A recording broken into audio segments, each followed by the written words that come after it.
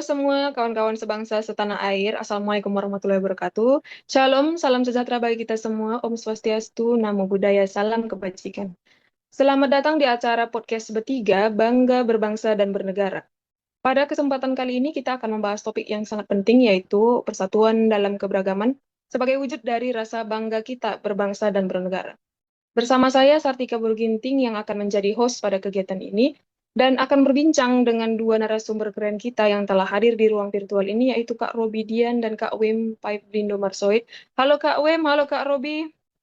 Halo Kak Sartika, halo Halo Kak Kak Wim. Sartika, halo juga Bang Robi. Halo juga semua penonton podcast kita malam ini. Oke, kita bertiga ini adalah peserta Latsar CPNS 2025 Wilayah Medan Angkatan 3 Kelompok 4. Oke, langsung saja. Nah, ngomongin soal keberagaman. Secara umum kan kita tahu bahwa keberagaman itu adalah suatu kondisi di mana terdapat perbedaan dalam suatu kelompok ataupun masyarakat. Kebetulan sekali nih, saya, Kak Robi, dan Kak Wim ini juga datang dari latar belakang suku yang berbeda. Saya sendiri berasal dari suku Karo. Kita juga penasaran nih dengan Kak Robi dan Kak Wim. Boleh dong ceritakan tentang diri kakak. Dari Kak Robi, boleh Kak? Silakan Kak. Oke, nama lengkap saya Rubidian. Saya lahir di Medan, sama seperti Kak Sartika Kak Wem. Saya juga peserta Latsar CPNS Mahkamah Agung Republik Indonesia. Satuan kerja saya ada di Pengadilan Agama Kisaran di Kabupaten Asahan.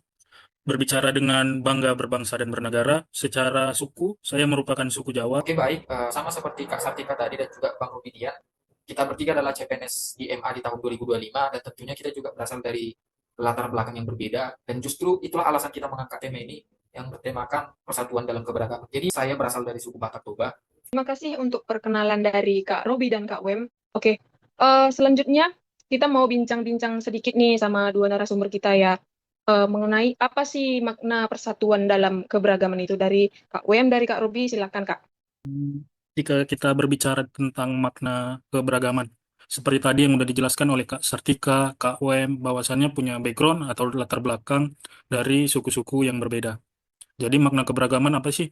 Menurut saya, makna keberagaman itu ketika kita yang dari suku-suku yang berbeda ini bisa saling menerima, bisa saling bekerja sama dalam melaksanakan pekerjaan, dalam bermasyarakat, maupun dalam berbangsa dan bernegara. Eh, Ketika kita bisa saling menerima, maka keberagaman itu memiliki makna, yaitu makna persatuan di mana kita yang beragam-ragam ini bisa saling bekerja sama dan bisa saling membangun bangsa dalam lingkup yang lebih besar.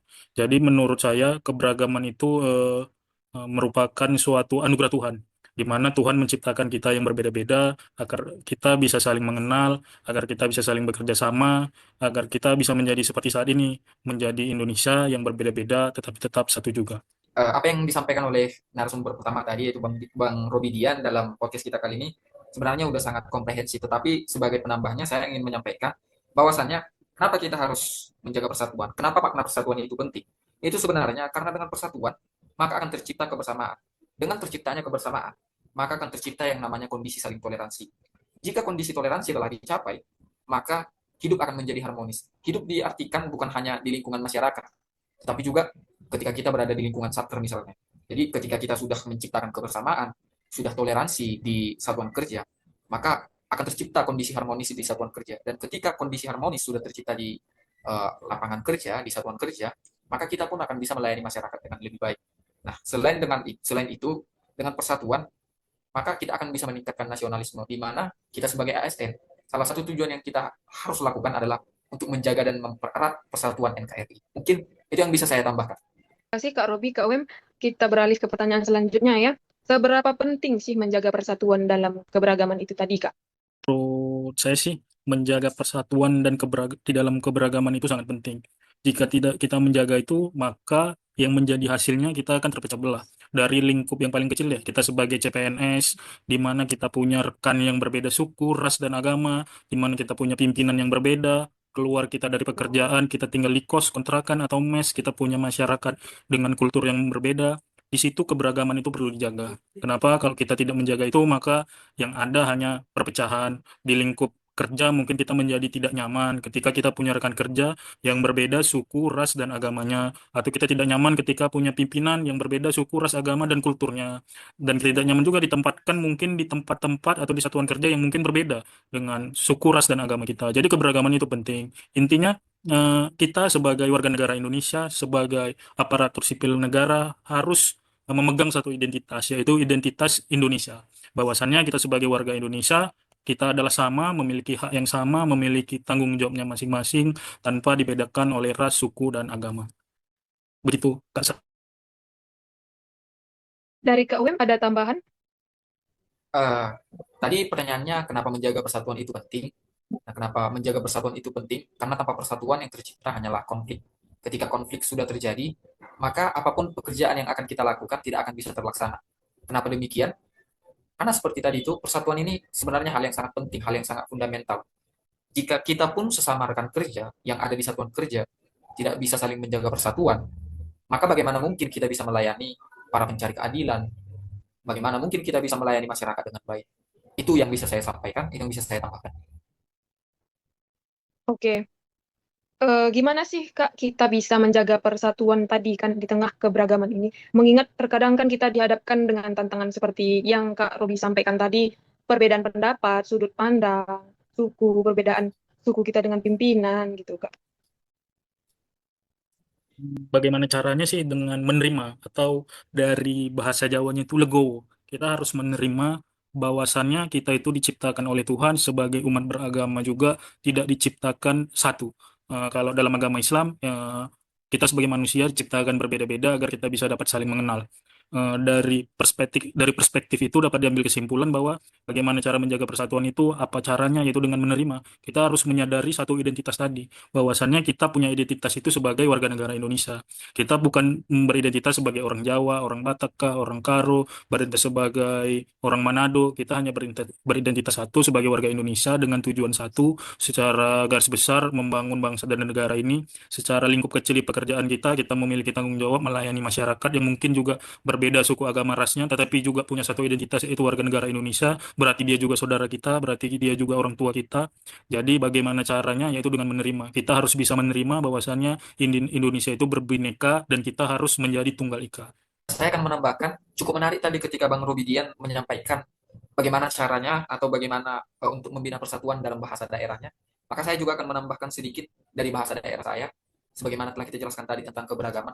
Maka untuk bisa menciptakan yang namanya persatuan itu, ada yang dinamakan dalam bahasa Batak Toba itu palambok hati-hati dan palambok pusu-pusu. Jadi kalau bisa diartikan, itu artinya kita harus bersabar dan mau menerima perbedaan.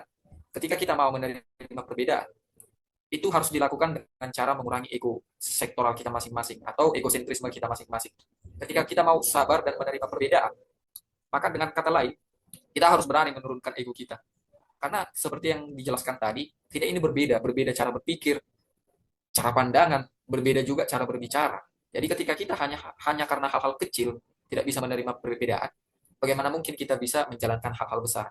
Jadi inti yang ingin saya sampaikan, kalau ingin menjaga persatuan, maka kurangi ego kita masing-masing, terutama ego dalam budaya, ego dalam berpikir, ataupun ego dalam berbicara. Itu yang bisa saya sampaikan. Siap.